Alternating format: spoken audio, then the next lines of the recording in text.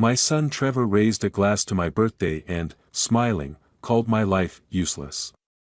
The guests fell silent, and he simply left, leaving me humiliated. He did not know that I was going to give him a $2 million house. His words were like a knife, slicing through years of self-sacrifice. But that evening was not the end, it was the beginning. I decided that Trevor and his cold wife Lindsay would pay for their neglect.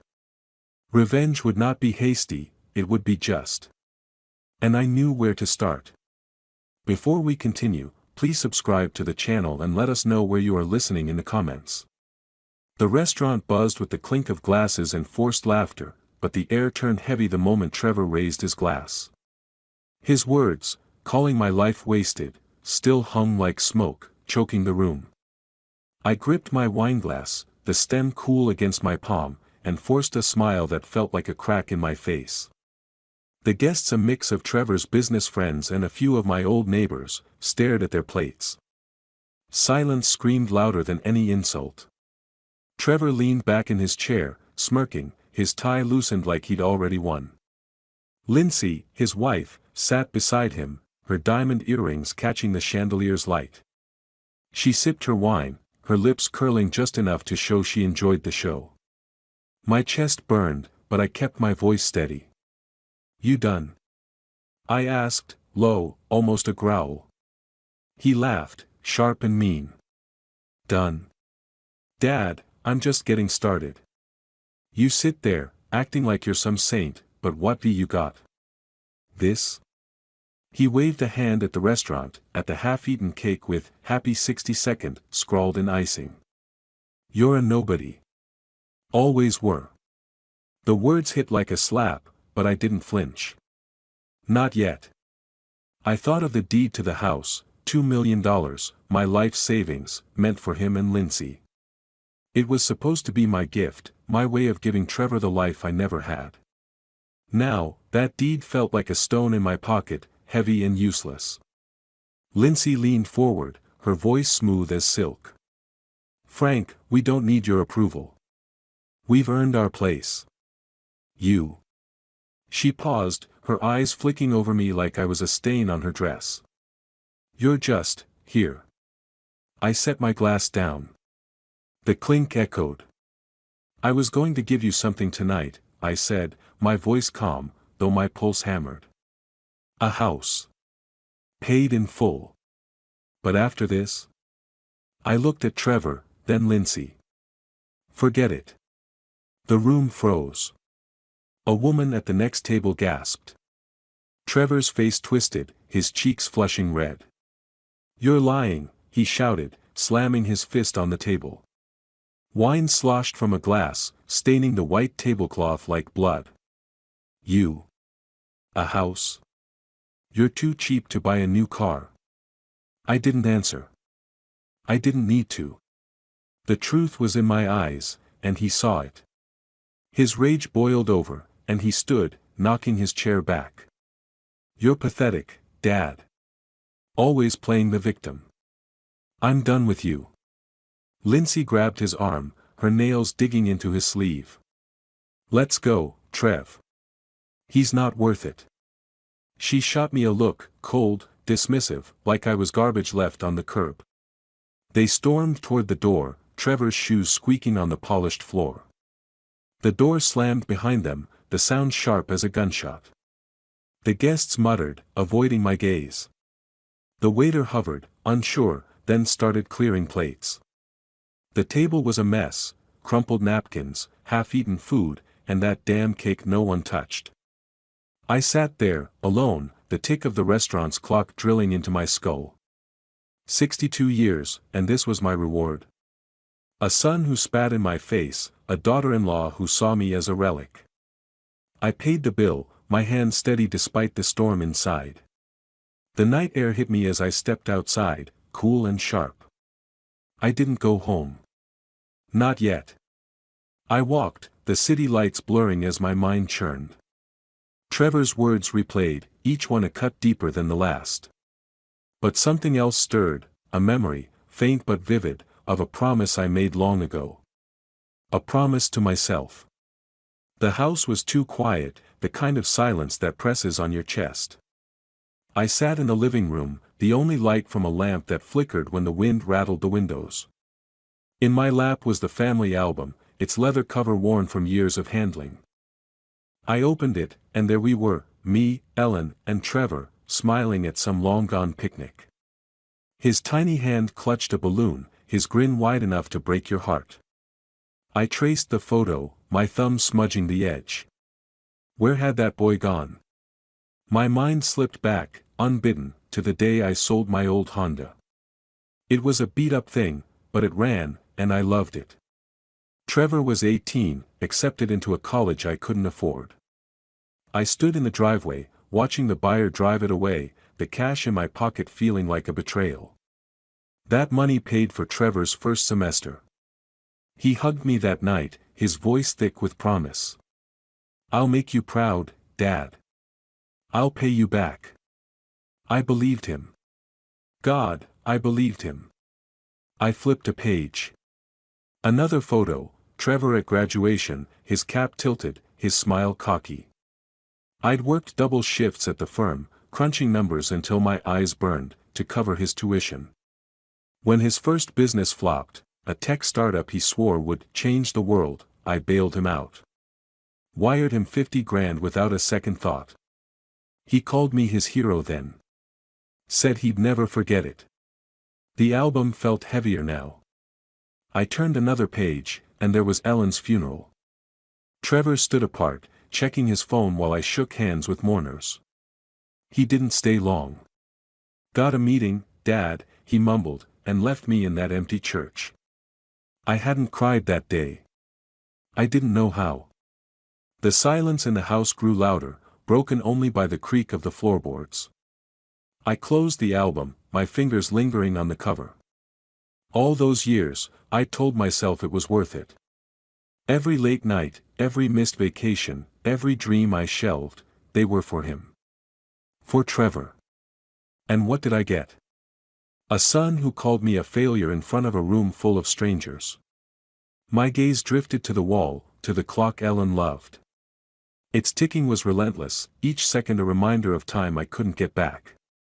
I stood, the album sliding to the couch. Enough. I'd spent too long waiting for Trevor to be the son I raised. He wasn't that boy anymore. Maybe he never was. I crossed the room to my desk, the floor cold under my socks.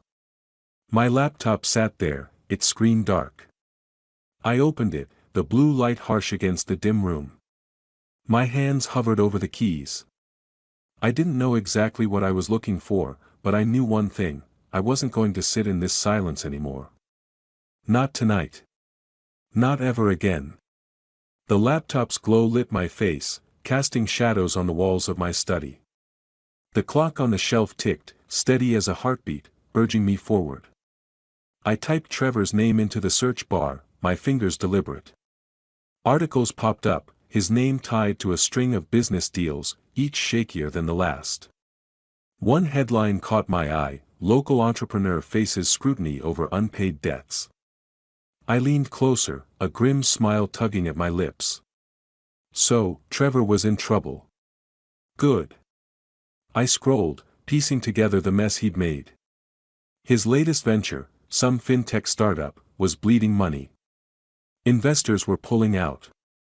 I remembered him bragging about it last year, all swagger and promises of going big. I'd warned him it sounded shaky, but he'd laughed me off. Called me out of touch. Now, here was proof: he'd overplayed his hand. My mind flicked back to a moment 2 years ago. Trevor, over dinner, boasting about a game-changing deal. I'd asked questions, simple ones, about cash flow, contracts.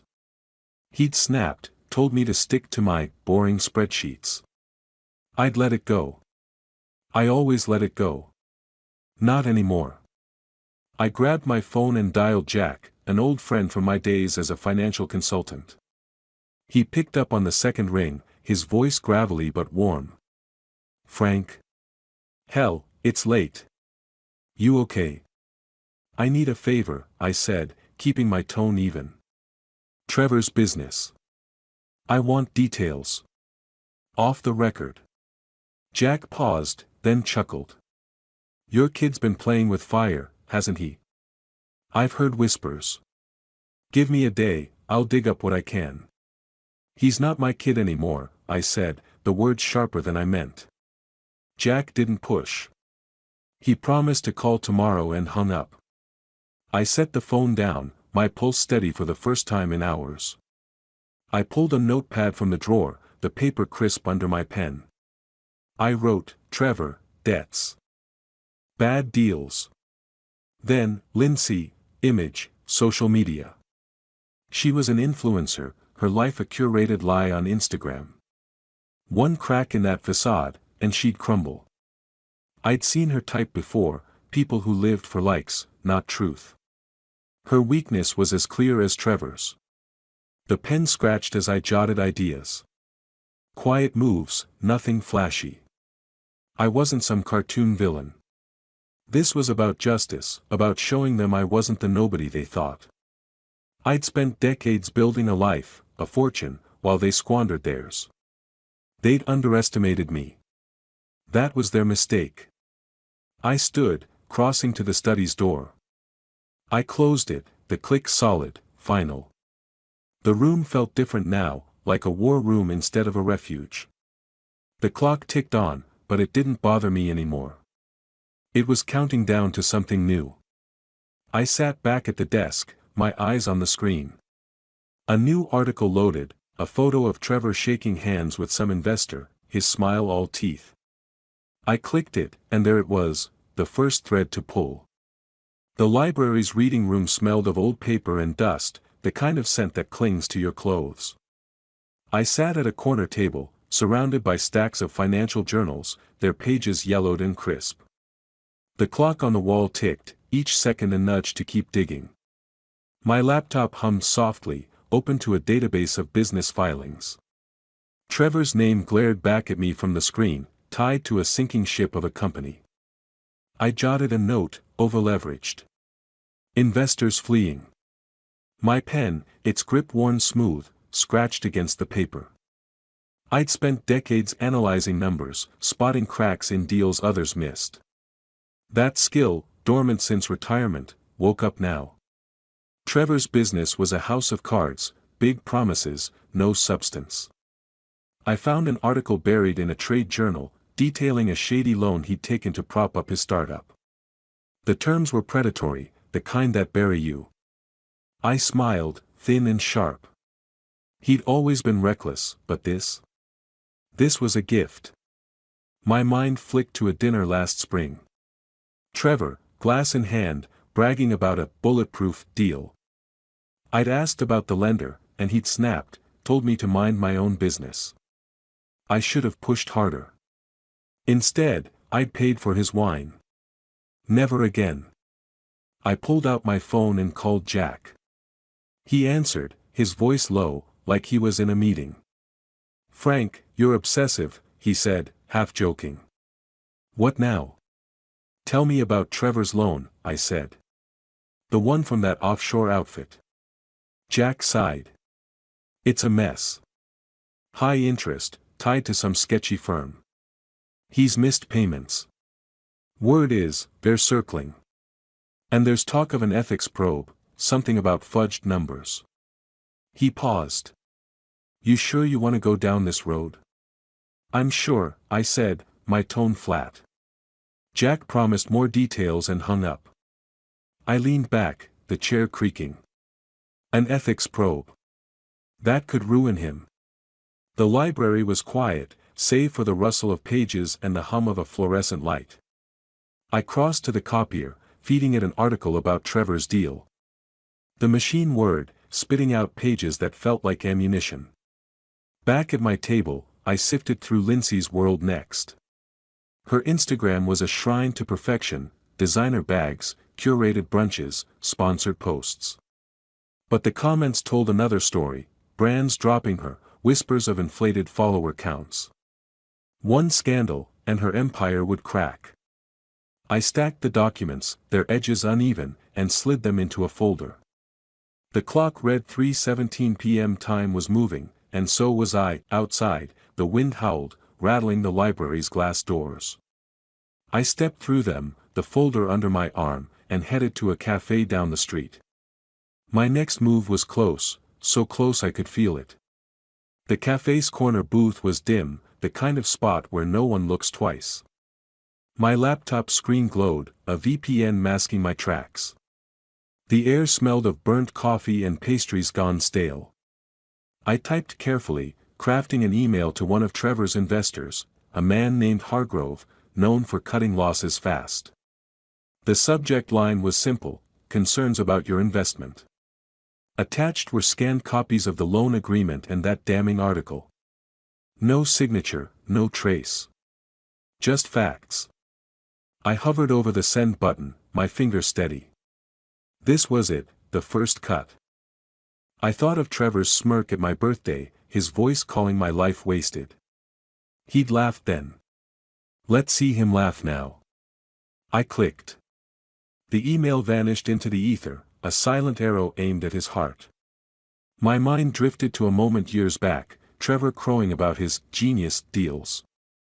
I'd warned him about shady partners, but he'd brushed me off. You're stuck in the past, Dad, he'd said. Stuck. Maybe I was. But I knew how to play clean and quiet, skills he never learned. My phone buzzed, snapping me back. Trevor's name flashed on the screen. I let it ring twice, then answered, my voice calm. What? You bastard, he hissed, his words slurring with rage. You sent that email, didn't you? Hargrove just pulled out. My deal's tanking. I leaned back, the booth's vinyl creaking. I don't know what you're talking about, I said, each word measured. Sounds like your mess caught up with you. Don't play dumb, he shouted. I heard a crash, something glass, maybe a bottle. You're trying to ruin me. You're doing that yourself, I said, and hung up. My pulse was steady, my hands cool. I checked my inbox. A reply from Hargrove's assistant: Mr. Hargrove is reviewing the materials and has paused all commitments. Perfect. The cafe's clock ticked, its hands creeping toward evening. Trevor's thread echoed, but it was empty. He was scrambling, and I was just starting. Lindsay was next. Her sponsors wouldn't like what I'd found about her authentic brand. I closed my laptop, the screen's light fading. The door jingled as I stepped outside, a small recorder in my pocket, its weight a promise of more to come. The knock on my door was sharp, like a hammer on steel. I knew who it was before I opened it. My hand brushed the recorder in my pocket, its button already pressed. The living room was dark, save for a flickering lamp that cast long shadows on the walls. I opened the door, and there they were, Trevor, his face red and twisted, and Lindsay, her eyes cold as frost. The scent of her perfume, sharp and floral, hit me like an insult. You've gone too far, Trevor spat, pushing past me. His shoes scuffed the hardwood. Lindsay followed, her heels clicking, her purse clutched like a shield. I closed the door, the click loud in the tense air. Sit, I said, gesturing to the couch. They didn't. Trevor paced, his fists clenched, while Lindsay stood rigid, her lips a thin line. You tanked my deal, Trevor said, his voice low, dangerous. Hargrove's gone, and now the bank's calling. You owe me, Dad. Fix this. I crossed my arms, my face a mask. Oh, you. After what you said. You called me nothing. Lindsay stepped forward, her voice smooth, practiced. Frank, let's be reasonable. We're family. You don't want to hurt Trevor's future, do you? Her smile was fake, her eyes calculating. I saw right through her. Family? I said, my tone ice. Family doesn't humiliate each other in front of strangers. Trevor slammed a hand on the wall, the sound sharp. Enough games.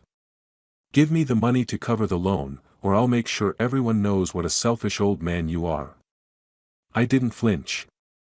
The recorder hummed silently, catching every word. "You're not getting a dime," I said. "You made your choices." Lindsay's mask slipped, her voice sharp.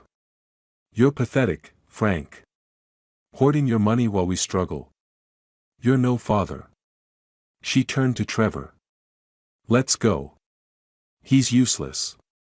Trevor glared, his breath heavy. "This isn't over. I'll bury you." He stormed to the door, Lindsay trailing him. The door slammed, the sound echoing in the quiet house. The clock ticked, steady, relentless. I pulled the recorder out, its red light steady. I played it back, their voices clear, Trevor's threats, Lindsay's venom. My lips curved, not quite a smile. This was gold. I sat at my desk, the recorder beside my laptop. The screen woke with a soft glow, and I opened a new file. Trevor and Lindsay thought they could bully me. They were about to learn how wrong they were. The lawyer's office was cramped, the air thick with the scent of ink and old coffee. Papers teetered in stacks on the desk, and a window AC unit rattled like it was on its last legs. I slid a USB drive across to Richard, my old friend and occasional legal counsel. His gray eyebrows lifted as he plugged it into his laptop. The clock on his wall ticked, each second a reminder that time was my ally now. I leaned back in the creaky chair, my notebook open, its pages filled with precise, inked steps. Richard played the recording, Trevor's threats, Lindsay's venom. His frown deepened with every word. "This is dynamite, Frank," he said, pausing the audio. "But dangerous. You sure you want to play this game?" "I'm not playing," I said, my voice low, steady. "They crossed a line. I'm just evening the score." He nodded, rubbing his chin. "All right. We can use this, but no fingerprints. Anonymous leaks, third parties. You're too close to this." He jotted a note, his pen scratching. "What's the endgame?" I didn't answer. Not fully. My plan was a mosaic, pieces falling into place, the recording to discredit Lindsay, pressure on Trevor's creditors to tighten the noose. I'd spent years untangling financial knots for clients, now, I'd unravel my son's life. "Just make sure it's airtight," I said. Back home, the house was silent, save for the clock in the hall. Its ticking felt like a pulse, steady and sure. I sat at my desk, the notebook open. Step 1, alert Trevor's creditors about his missed payments, using public records to nudge them into action. Step 2, leak Lindsay's recording to a rival influencer, someone hungry enough to expose her. Each line in my notebook was a brick in the wall I was building, one that would box them in. I thought of Trevor's birthday toast, his smug grin as he called me worthless. The memory stung, but it fueled me too. I'd given him everything, my savings, my time, my dreams. And Lindsay, with her polished cruelty, had egged him on. They thought I was weak, a relic. They'd learn how wrong they were.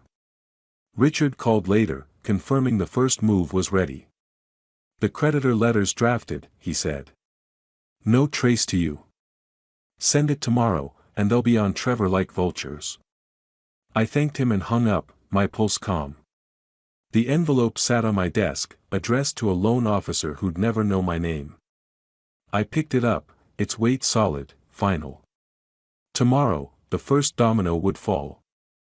The morning sun filtered through my kitchen blinds, painting stripes on the table. I sipped coffee, its bitterness sharp, and unfolded the newspaper. The headline screamed, "Local entrepreneur faces financial ruin."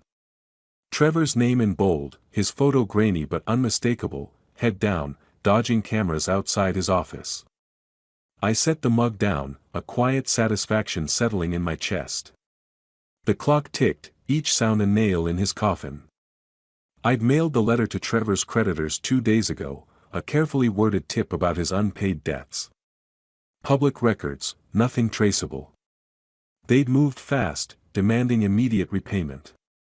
Jack called as I scanned the article, his voice grim. It's a bloodbath, Frank. Trevor's office is a ghost town. Creditors froze his accounts. He's done. Good, I said, flipping the page. What else? Jack hesitated. He's fighting with Lindsay. I heard them at a bar last night. She was screaming about her brand, how he's dragging her down. He chuckled darkly. They're cracking. I remembered Trevor at 25, eyes bright, promising to build an empire. I'd believed him, poured money into his first venture. When it tanked, he'd blamed everyone but himself. You're too cautious, Dad, he'd said. Cautious. That caution was my weapon now. The article detailed Trevor's fall, investors bailing, contracts cancelled, a lawsuit looming. I leaned back, the chair creaking. Every word was a brick I'd laid, every failure a step closer to justice. Jack's voice cut through my thoughts.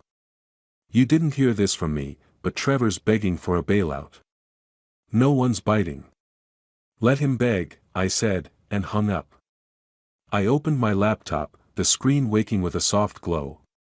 Social media buzzed with Trevor's name, mocking memes, angry comments from former partners. He was unraveling, and I was watching from the sidelines, untouched. But Lindsay was still standing, her Instagram a facade of calm. That wouldn't last. I thought of the recording, her voice dripping with contempt. One move, and her sponsors would scatter. I clicked to a rival influencer's profile, someone with a grudge and a big audience. My fingers hovered over the keyboard, ready to strike. The living room was dark, the only light from my laptop screen. I'd sent the recording to a blogger named Kaylee, a rival who'd clashed with Lindsay online. The email was anonymous, the file untraceable. Now, I scrolled through Lindsay's Instagram, her latest post a desperate plea, ignore the lies. I'm still your girl. The comments were brutal, fans turning, sponsors silent. Her phone, I imagined, was dark, its screen a mirror of her fading influence. The clock on the mantel ticked, counting down her reign. Kaylee had moved fast.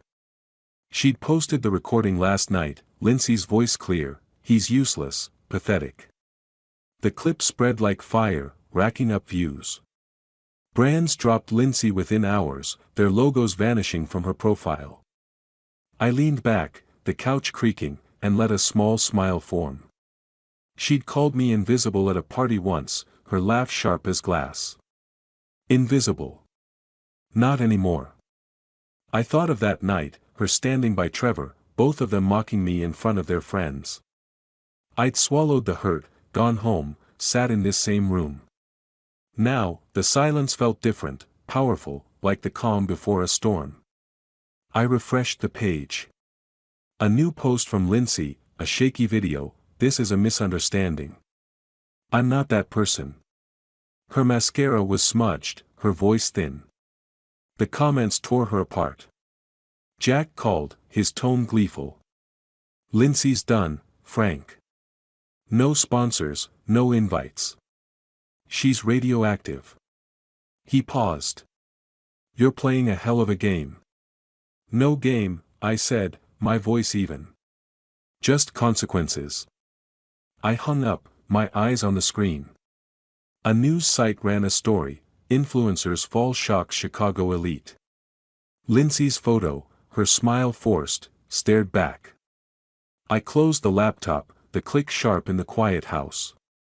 I stood, stretching, and glanced at the clock. Late, but I wasn't tired.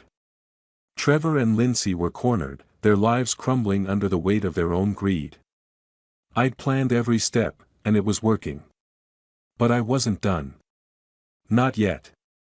A knock at the door broke the silence, hard and urgent. My pulse quickened, but I didn't flinch. I knew who it was. I crossed the room, my step steady, and reached for the handle. The knock came again, harder, rattling the doorframe. I stood in the dim hallway, the clock on the wall ticking like a metronome. My hand rested on the knob, steady, as I opened the door. Trevor and Lindsay stood there, soaked from the rain, their faces drawn and desperate. Trevor's shirt clung to him, wrinkled, the collar askew. Lindsay's makeup streaked down her cheeks, her eyes red and hollow. The scent of wet asphalt followed them, sharp against the warmth of my house. "Dad," Trevor started, his voice cracking. "We're sorry. We were wrong. Please." He stepped forward, his shoes squelching. Lindsay clutched her purse, her knuckles white. "You've got to help us," she said, her tone soft, almost pleading, but her eyes betrayed a flicker of calculation. I didn't move. The memory of Trevor's toast burned in my mind, his smirk, his words, "Your life's a waste." I saw Lindsay's cold smile, her dismissal of me as nothing. Now, here they were, broken, begging. "Help you?" I said, my voice low, even. "After what you did?" Trevor's face twisted. "We lost everything. The business, the sponsors, everything's gone." His hands shook, and he ran one through his wet hair. "You did this, didn't you? But I'm your son. You can't just destroy me." Lindsay touched his arm, her voice smoother. "Frank, we're family. You're better than this. Let's fix it together." Her words were honey, but they rang hollow, like a script she'd rehearsed. I stepped back, my gaze hard. The clocks ticking filled the silence. "You made your choices," I said. "You spat on everything I gave you. Family? You don't know the meaning of it." Trevor lunged forward, his voice rising. "You're heartless. You ruined us." I held up a hand, stopping him cold. Lindsay grabbed his sleeve, her nails digging in, but her eyes stayed on me, searching for a crack. She found none. "Get out," I said, each word deliberate. "You're not welcome here." Trevor's jaw dropped, his breath ragged. Lindsay's face hardened, her mask slipping. "You'll regret this, Frank," she hissed, but her voice trembled. I opened the door wider, the rain's patter loud against the porch. They hesitated, then turned, Trevor muttering under his breath. The door closed with a heavy thud, locking them out. The silence that followed was thick, unbroken except for the clock's steady rhythm. I walked to the living room, my steps slow. On the mantel sat a framed photo of Emily, her smile soft, timeless. I touched the glass, my fingers lingering. "You'd have hated this, Em," I murmured. "But it's done." The weight of the night settled, but it wasn't heavy. It was final. The sun blazed over the community center, its lawn dotted with balloons and banners. A crowd milled about, their chatter warm, excited. I stood at a podium, the microphone cool in my hand, a bronze plaque gleaming behind me, Emily Greenwood Foundation. The air smelled of fresh grass and hope. The clock tower nearby ticked, its sound faint but present, a reminder of time moving forward. I cleared my throat, the crowd quieting. "This foundation," I said, my voice steady, "is for families who need a hand up. For kids who deserve a chance. It's Emily's dream, and today, it's real." Applause erupted, hands clapping, faces smiling. I scanned the crowd, neighbors, strangers, a few old colleagues. No Trevor. No Lindsay. Just people who believed in this. Emily's face flashed in my mind, her laugh bright as we planned a future of giving back. We'd never gotten there together, but I was here now, honoring her. My chest tightened, but I pushed through, shaking hands as people approached. A young mother thanked me, her son clutching a scholarship letter. "This changes everything," she said, her eyes shining. I nodded, words caught in my throat. An organizer, a wiry man named Paul, leaned in as the crowd thinned. "Heard your son's in rough shape," he whispered. "Skip town, they say." I shrugged, my face neutral. "That's his story, not mine." Paul nodded, letting it drop. The rumors didn't matter. Trevor and Lindsay were shadows now, their lives a cautionary tale. The ceremony ended, and I walked to my car, the sun warm on my back. The foundation was funded, millions from my savings, built over decades of quiet discipline. I'd never flaunted it, never needed to. Now, it was Emily's legacy, not just mine. The thought steadied me, like a hand on my shoulder. I reached my car, pausing at the mailbox nearby. A single envelope waited, the handwriting unmistakably Trevor's. My fingers brushed it, the paper rough. I slipped it into my pocket, unopened. The clock tower chimed, its notes carrying on the breeze. I wasn't ready to read his words, not yet. Maybe not ever. The memorial garden was quiet, the stone marker for Emily glowing in the fading light. I sat on a bench, the air cool, carrying the faint scent of smoke. In my hand was Trevor's letter, its edges creased from my grip. I'd read it once, in the car, his words a jumble of excuses and pleas, "Meet me, Dad. I can fix this." I shook my head, the paper trembling slightly. Fix what? The years of disdain? The betrayal? There was nothing left to mend. I struck a match, the flame small but fierce. The letter caught fast, curling into ash that drifted to the ground. The fire felt right, cleansing, like shedding a weight I'd carried too long. The clock on my wrist ticked, its rhythm a quiet promise of days ahead. I thought of Emily, her dream of seeing Italy, cobblestone streets, warm cafes. We'd planned it together, but life got in the way. Now, I'd go for both of us. Earlier, I'd called a travel agent, my voice firm. "One ticket to Rome," I said. "Next month." The agent chirped about itineraries, but I barely listened. My mind was already there, walking through history, free. The thought brought a smile, small but real. I stood, brushing ash from my hands, and approached the memorial. The stone was cold under my fingers, Emily's name carved deep. "I did it, Em," I whispered. "I'm free." The words hung in the air, soft against the silence. Trevor and Lindsay were gone, their lives a distant echo. I didn't need to know where they were or what they'd do. They'd built their ruin, I'd built my peace. The sun dipped below the horizon, painting the sky in gold and pink. I walked to my car, the gravel crunching underfoot. In my mind, Rome waited, its bustle, its warmth, its promise of a life unburdened. The clock ticked on, each second a step toward something new. I slid into the driver's seat, the engine humming to life, and drove into the dusk, the road ahead wide open. If you liked this story, please like this video, subscribe to the channel, and share your impressions of this story in the comments. To listen to the next story, click on the box on the left. Thank you for watching. I stood in the ballroom holding my late wife's necklace, the last reminder of her love, which I had given to my daughter Emily as a wedding gift. My brother-in-law Trevor, with a disdainful smile, said, "What is this cheap junk?" The guests froze, and I felt my heart clench with betrayal. He didn't know that I was planning to give them an apartment in the center of New York. But his words awakened something dark in me. I decided that justice would be mine, and it would be crushing.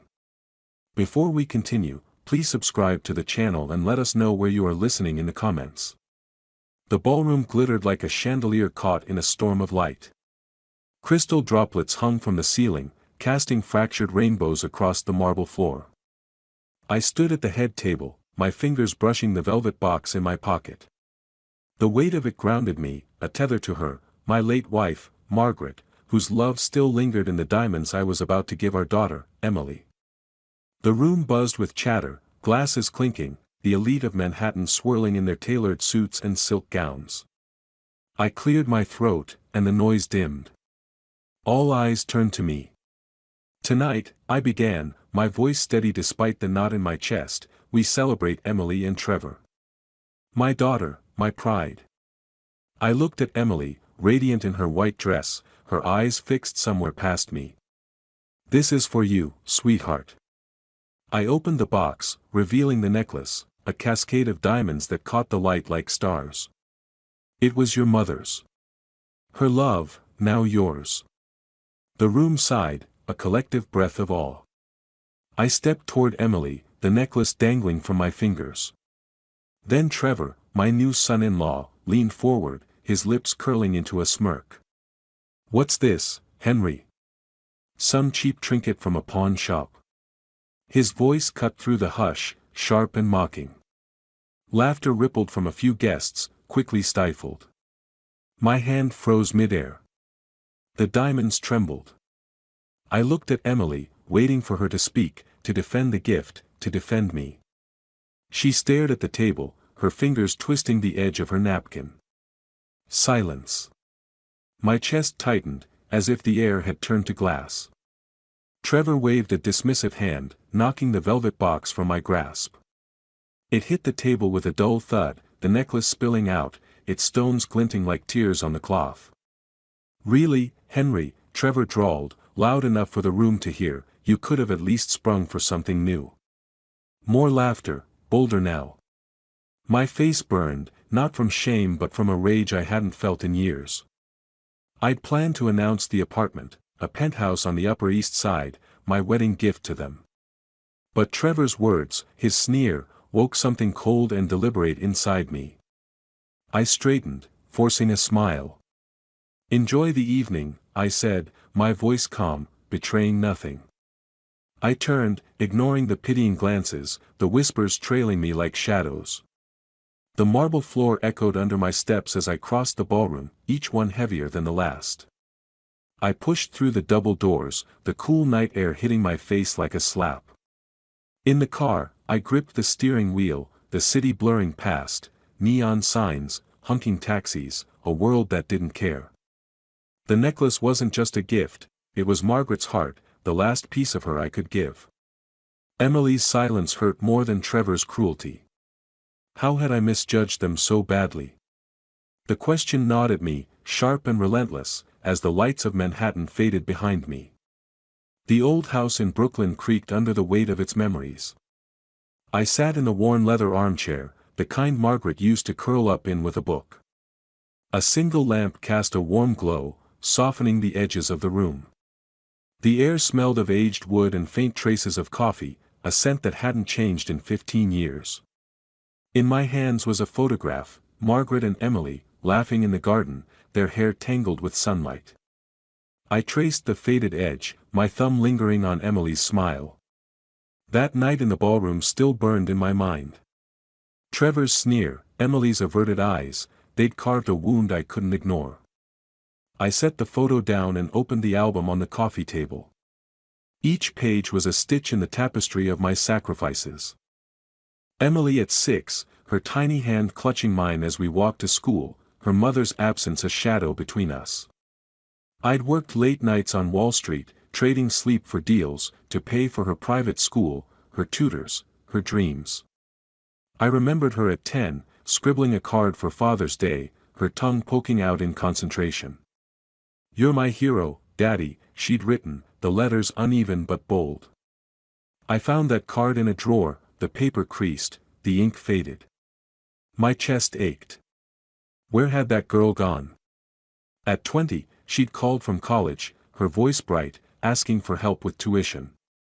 I'd sent the money, no questions asked, selling a chunk of my investments to cover it. She'd promised to visit, but the calls grew shorter, her excuses sharper. Then came Trevor. I flipped to a photo of Emily at 28, her arm looped through his at a gala. Her smile was different, polished, distant. She stopped returning my calls, her texts brief and cold. "Busy with Trevor," she'd say, as if I were an afterthought. I'd told myself it was just a phase, that she'd come back to me. But in the ballroom, when she let Trevor mock her mother's necklace, I saw the truth, I'd lost her. I stood, pacing the room, the floorboards groaning under my weight. The house felt too small, its walls closing in with memories I couldn't escape. I stopped at the window, staring at the dark street. I'd given Emily everything, my time, my heart, my future. And for what? To be humiliated in front of strangers, my love tossed aside like trash. I slid the card back into the drawer, closing it with a soft click. The past was gone, and clinging to it would only weaken me. I caught my reflection in the mirror across the room, gray hair, tired eyes, but a spark of something new. Resolve. They thought they could break me, but they were wrong.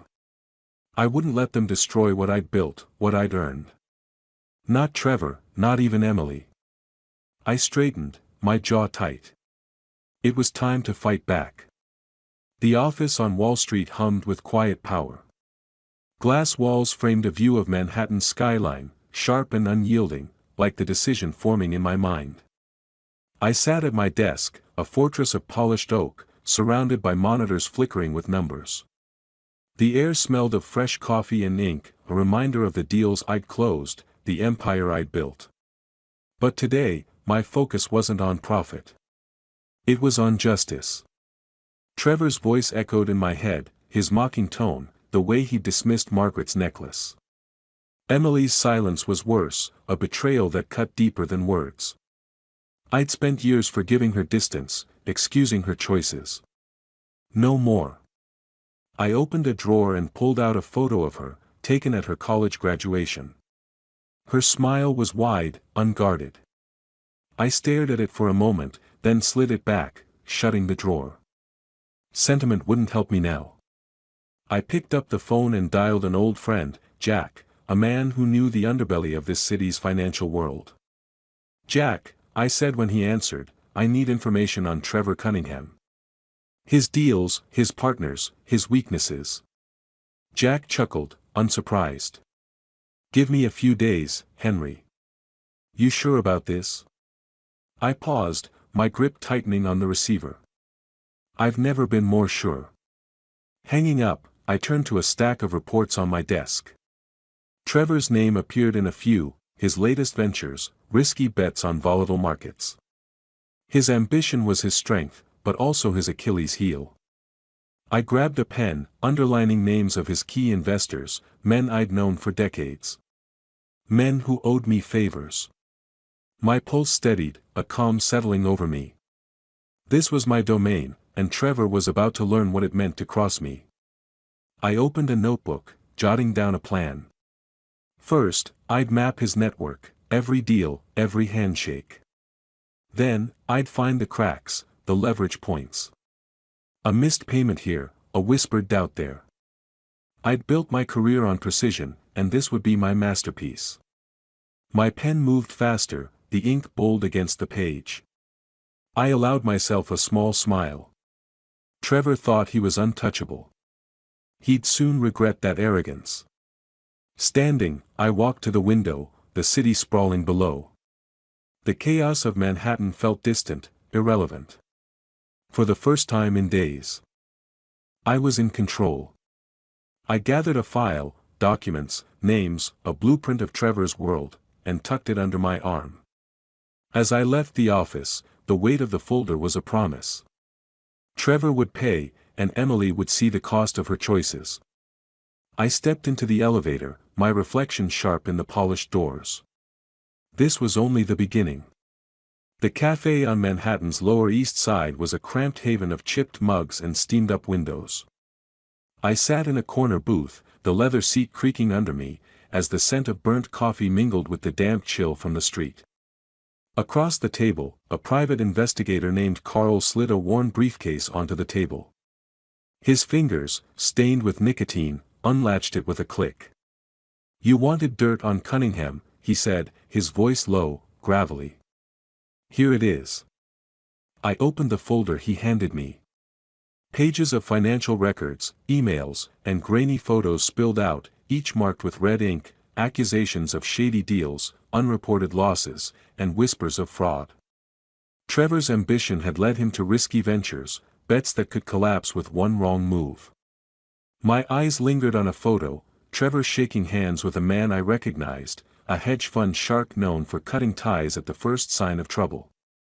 "He's overextended," Carl said, tapping the page.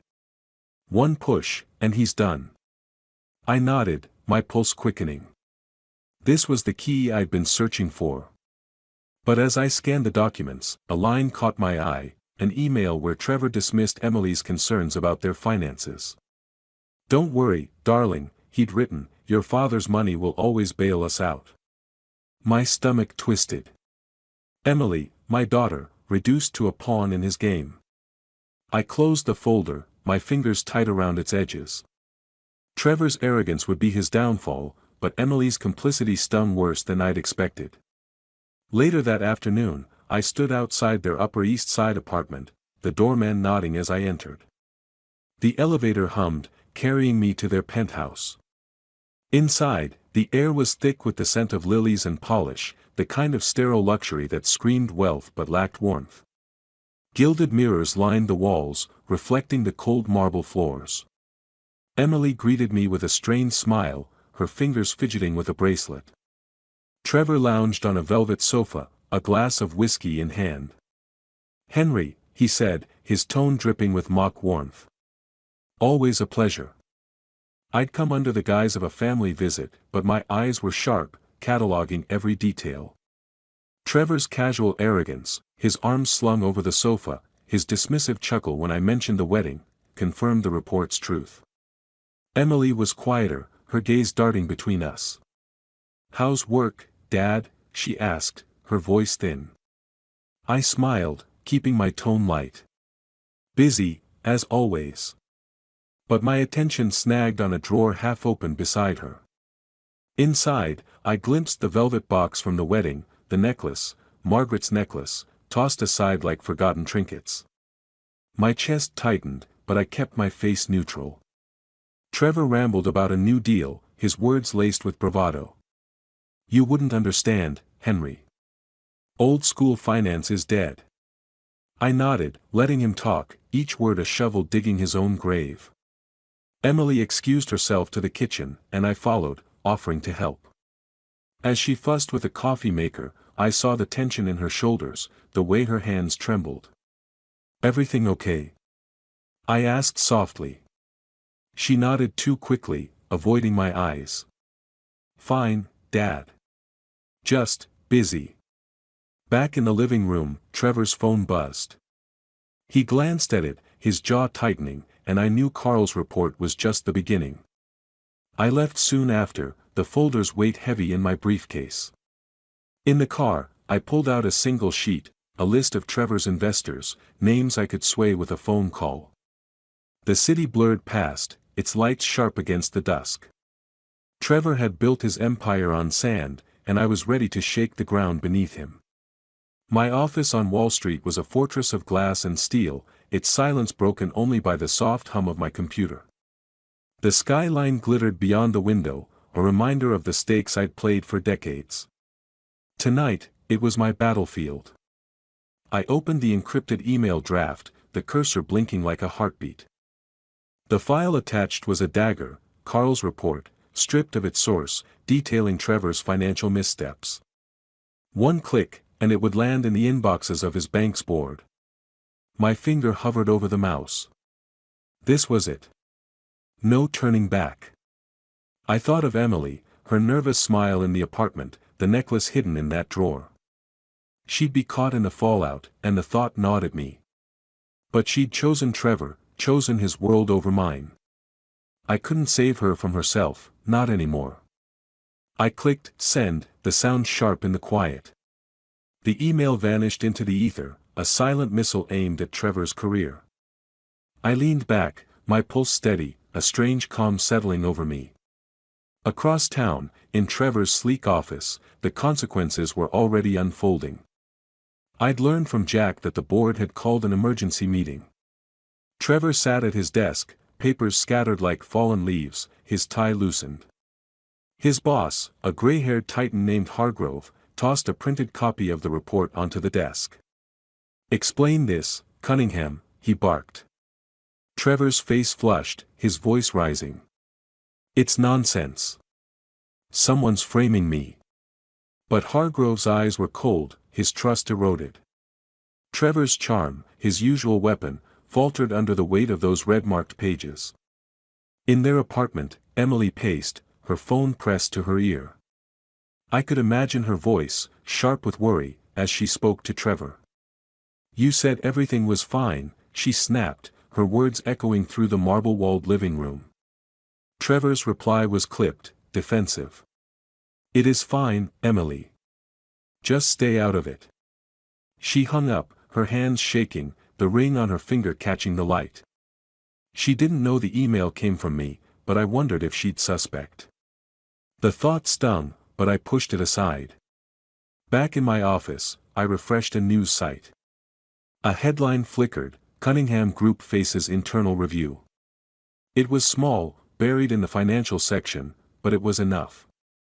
The first crack in Trevor's facade. I closed my laptop with a soft snap, the sound final, like a door locking. My reflection stared back from the dark screen, older, harder, but alive with purpose. I'd drawn first blood, and it felt good. Too good, maybe. My phone buzzed, a text from Jack. Boards digging deeper. Trevor's on thin ice. I allowed myself a small smile. The city hummed below, its rhythm matching the pulse of my plan. But as I gathered my things to leave, a question lingered: how far would I go to see this through? I pushed it down, focusing on the next step. Trevor and Emily had no idea what was coming, and I intended to keep it that way. The restaurant on Manhattan's Upper West Side was a cocoon of dim lights and clinking glasses, its air heavy with the scent of truffles and wine. I sat across from Trevor and Emily, the white tablecloth pristine between us, a fragile barrier against the tension crackling in the air. Trevor's fork tapped rhythmically against his plate, his eyes narrowed as he studied me. Emily twisted her wedding ring, her gaze flickering to the other diners, as if seeking an escape. This family dinner, meant to smooth things over, was anything but. Trevor leaned forward, his voice low but sharp. You've been awfully quiet, Henry. Not meddling in things that don't concern you, I hope. His words were a jab, laced with suspicion. I sipped my water, letting the ice clink against the glass, my face a mask of calm.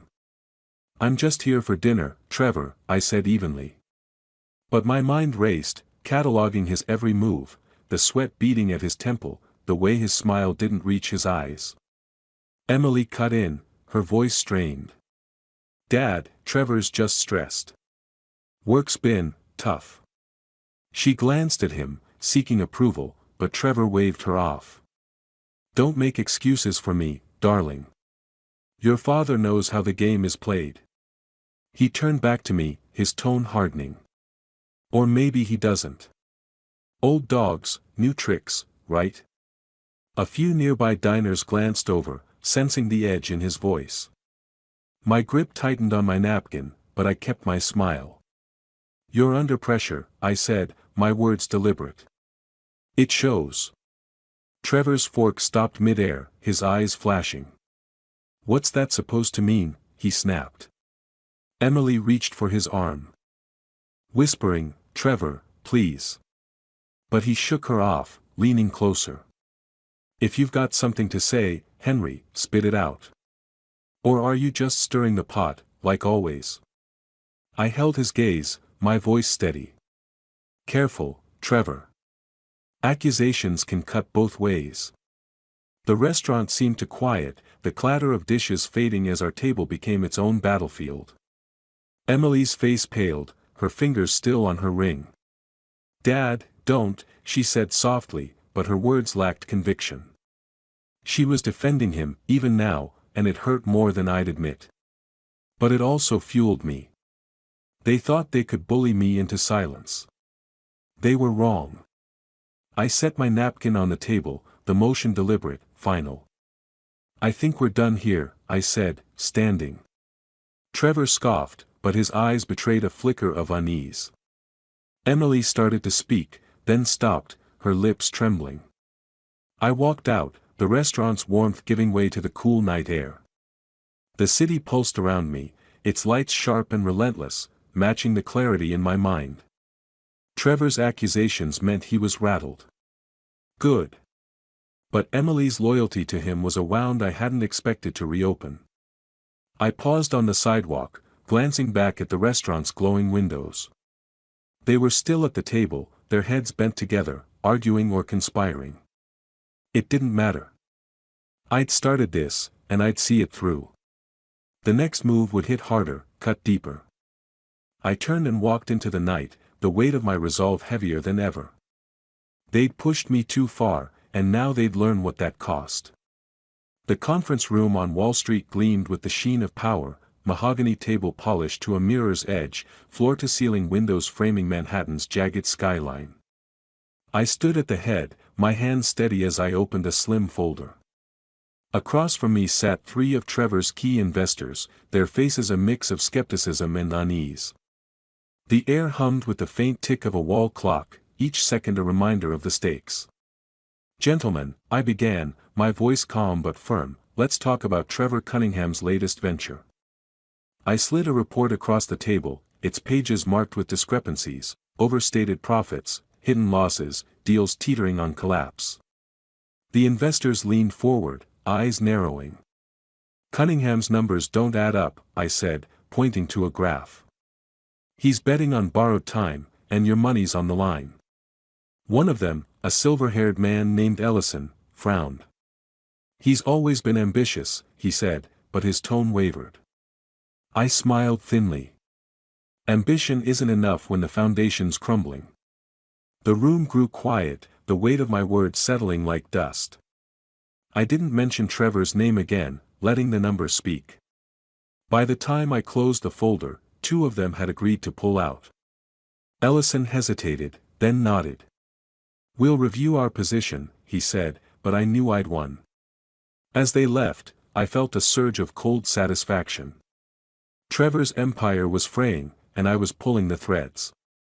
Later that afternoon, I sat in a notary's office, a cramped space filled with the scent of ink and old paper. The notary, a wiry woman with sharp eyes, slid a document toward me. "This transfers the Upper East Side apartment to a charitable trust," she said. "The proceeds will fund a women's shelter, as you requested." I nodded, my pen hovering over the signature line. The apartment was meant to be Emily and Trevor's wedding gift, a symbol of my love. Now, it would be their lesson. I signed with a single, deliberate stroke, the pen scratched loud in the silence. Emily's face flashed in my mind, her nervous smile, the way she'd hidden Margaret's necklace. Could I really do this to her? The question lingered, but I pushed it aside. She'd chosen Trevor's world, his values. This was justice, not cruelty. The notary stamped the document, and I felt a weight lift, replaced by a steely resolve. Back in my office, I checked my email. A message from Ellison confirmed it, they'd withdrawn from Trevor's deal. I leaned back, the city's hum a distant pulse beyond the glass. The plan was working, but it wasn't enough. Trevor's fall had to be total, and Emily needed to see the cost of her choices. I tucked the notarized document into a drawer. Its edges crisp against my fingers. As I stepped into the elevator, the doors closing with a soft thud, I thought, they've lost more than they know, and they're about to feel it. Trevor's office was a war zone of scattered papers and flickering screens. The once pristine desk was buried under reports, coffee cups, and a half-empty bottle of antacids. The air reeked of sweat and desperation, the kind that clings to a man watching his world unravel.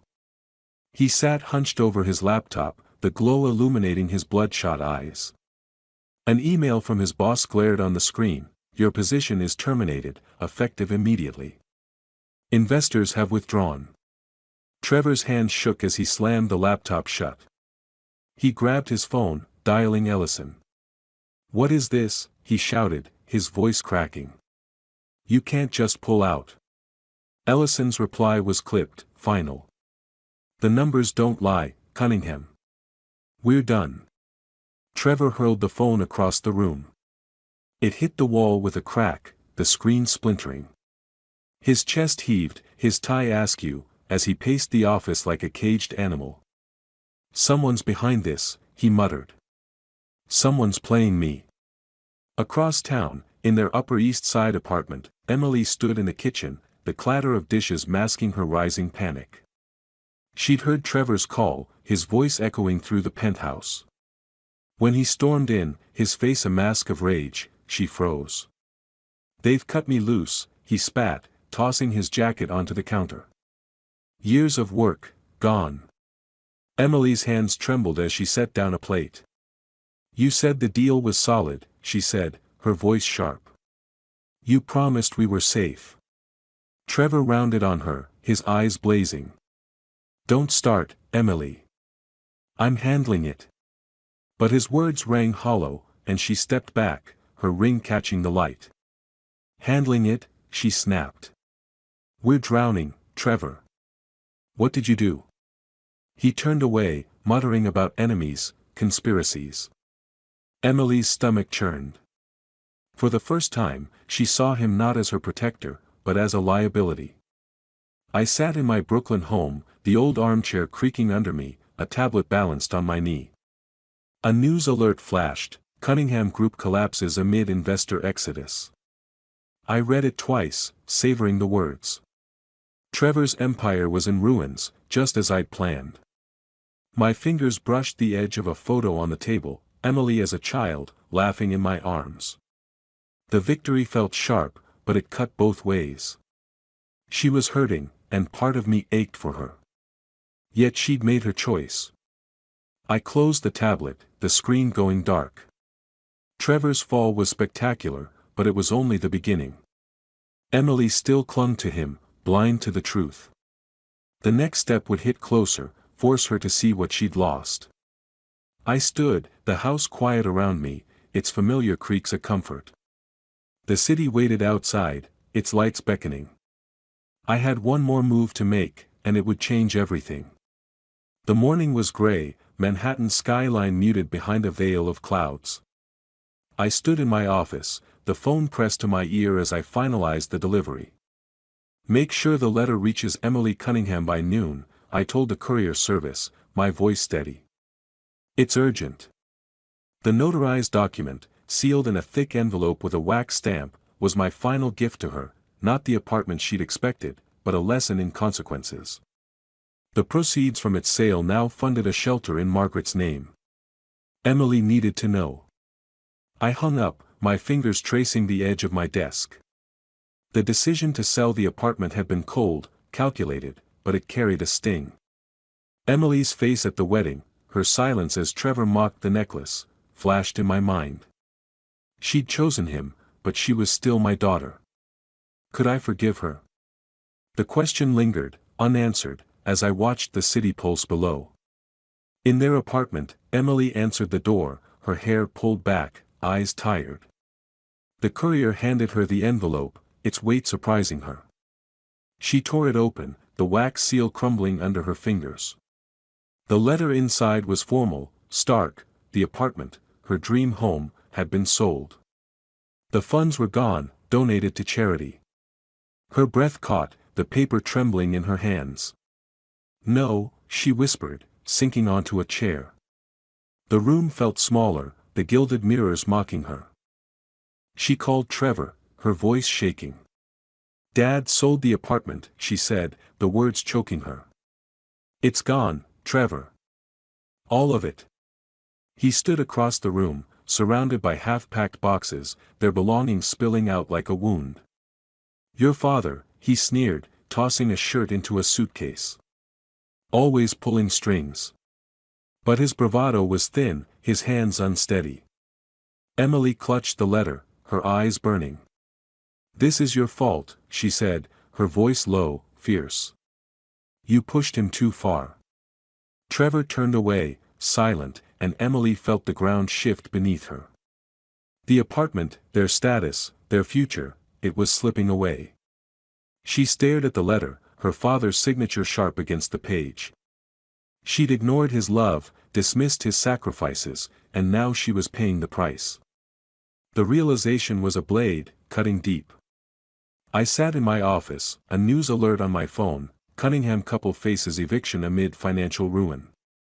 The words were cold, final, but they didn't bring the joy I'd expected. Emily's pain was real, and it mirrored my own. Yet justice demanded balance, and I'd given it. I stood, gathering my coat, the weight of my choices heavy. They'd come to me soon, broken, desperate. But would I listen? The question hung in the air as I stepped into the elevator, the doors closing like a curtain on the past. The Brooklyn house stood quiet under the weight of dusk, its weathered brick glowing faintly in the fading light. I was in the living room, the old lamp casting a soft halo over the worn rug, when the doorbell rang. Its chime cut through the silence, sharp and unwelcome. I knew who it was before I opened the door. Trevor and Emily stood on the stoop, their faces gaunt, their clothes rumpled as if they'd been worn too long. The city's hum was distant, leaving only their ragged breathing to fill the space. "Henry," Trevor started, his voice hoarse, stripped of its usual swagger. "We need to talk." Emily clutched his arm, her eyes red, her cheeks streaked with tears. I stepped aside, letting them in, my expression unreadable. The air grew heavy as they shuffled into the room, their desperation a palpable thing. I gestured to the couch, but they stood, shifting like cornered animals. "We've lost everything," Trevor said, his hands clenching. "The apartment, my job, our savings, gone." He forced a weak smile, as if charm could still save him. "You've got the means, Henry. Help us. Please." His words were a plea, but they carried a trace of entitlement, as if I owed him salvation. I leaned against the armchair, my arms crossed, silent. Emily stepped forward, her voice breaking. "Dad, I'm so sorry." She sank to her knees, her hands trembling. "I didn't mean for this. I should have stood up for you, for Mom's necklace. Please, don't turn us away." Her sobs echoed in the room, each one a knife to my chest. I saw the little girl who'd once clung to me, but I also saw the woman who'd chosen Trevor's world over mine. I straightened, my voice steady, cold. "You made your choices, both of you." Trevor mocked what mattered most. "You, Emily, stood by and let him." Her head dropped, her shoulders shaking. Trevor opened his mouth, but I raised a hand. "No more excuses. You built this ruin. Live in it." The words were heavy, final, like stones dropping into a still pond. I turned toward the door, my steps deliberate. "Leave," I said, pulling it open. The night air rushed in, cool and sharp. Trevor's face twisted, a mix of anger and defeat, but he took Emily's arm, guiding her out. She looked back, her eyes pleading, but I held firm. The door closed with a soft thud, the sound reverberating in my chest. I stood alone, the lamp's glow flickering. Outside, I stepped onto the porch, the stars faint above the city's glow. The weight of their pleas lingered, but so did the clarity of my resolve. I'd torn down their world, just as they tried to tear down mine. Justice was served, but the cost was real. As I gazed at the sky, a question stirred: what now? The answer wasn't clear, but the night seemed to hold a promise, one I wasn't ready to name. The office on Wall Street was bathed in morning light, the sun slicing through the glass walls to warm the polished oak desk. I sat with a stack of documents before me, their pages crisp, their purpose clear. The lawyer across from me, a woman with a no-nonsense gaze, slid a pen my way. "This establishes the Margaret Wilson Foundation," she said, her voice brisk. "Your donation will fund shelters and scholarships for years." I nodded, the weight of the moment settling over me like a mantle. I signed each page, the pen's scratch a quiet rhythm. The sum was substantial, millions carved from my fortune, a fortune I'd once dreamed of passing to Emily. But this felt right, a way to honor Margaret's love, her strength. The foundation would carry her name, a beacon for those in need, a legacy untouched by Trevor's greed or Emily's betrayal. My hand paused on the final signature, a flicker of doubt surfacing. Was this enough to close the wound? The lawyer gathered the papers, her smile professional but worn. "Margaret would be proud," she said, and I felt a lump in my throat. I glanced at the photo on my desk, Margaret and Emily, laughing in a garden long ago. The frame was worn, the glass smudged from years of touch. I picked it up, my thumb brushing Margaret's face. She would, I murmured, the words more for myself than the lawyer. I stood, slipping the photo into my pocket. The gesture felt final, a promise to carry her with me, not as a burden but as a light. My phone buzzed, a confirmation from the foundation's director, thanking me for the transfer. I skimmed it, my chest loosening. The city sparkled beyond the window, its chaos softened by the morning's glow. For the first time in months, I felt unmoored, free. As I gathered my things, my fingers brushed an envelope in my coat pocket. Emily's handwriting stared back, the letter unopened, delivered days ago. I hadn't read it, hadn't wanted to. Her apologies, her regrets, they couldn't undo the past. Yet the weight of it tugged at me, a reminder of the girl she'd been. I left the office, the envelope still in my pocket, my steps light but purposeful. The city waited, and I had one last place to go, one last truth to face. The cemetery was a quiet sea of stone, the air thick with the scent of damp earth and fallen leaves. I stood before Margaret's grave, the granite cool under my fingers as I traced her name. The replica of her necklace rested in my palm, its diamonds catching the gray light of the overcast sky. I'd had it made after the wedding, a way to keep her close without clinging to the original, now lost to Emily's indifference. This moment was for us, for the love we'd built. Margaret, I said softly, kneeling. I did it. I protected what we had. My voice was steady, but my chest ached. Trevor's gone, his empire dust. Emily, she's learning, but it's not enough. I paused, the wind stirring the leaves at my feet. You always said to stand tall, to fight for what's right. I hope I made you proud. The words felt like a prayer, a release. I set the necklace on the grave, its stones glinting against the stone. It was a farewell, not to Margaret's memory, but to the pain I'd carried. The act was simple, but it freed something deep within me. I straightened, my gaze lingering on the headstone. The years we'd shared, the laughter, the quiet nights, they were untouched by the chaos of these months. That was my victory. My hand slipped into my pocket, brushing the unopened letter from Emily. I pulled it out, the paper creased, her handwriting a ghost of the child she'd been. Part of me wanted to read it, to hear her voice, her regrets. But I didn't need her words to know the truth. She'd chosen her path, and I'd chosen mine. I tucked the letter back, unopened, a silent refusal to let her pain tether me again. I turned, walking down the path, the crunch of gravel under my shoes a steady rhythm. The cemetery faded behind me, its silence giving way to the distant hum of the city. I felt lighter, each step a shedding of the anger, the betrayal, the need for vengeance. Justice had been served, not with cruelty, but with purpose. Margaret's love, her strength, lived on in the foundation, in me. As I reached the gate, I glanced back, the necklace a faint spark against the stone. Life's just beginning, I thought. The words unvoiced but certain. The sky was clearing, a sliver of blue breaking through. I stepped into the world beyond, ready for whatever came next, my heart finally at peace. If you liked this story, please like this video, subscribe to the channel, and share your impressions of this story in the comments. To listen to the next story, click on the box on the left. Thank you for watching.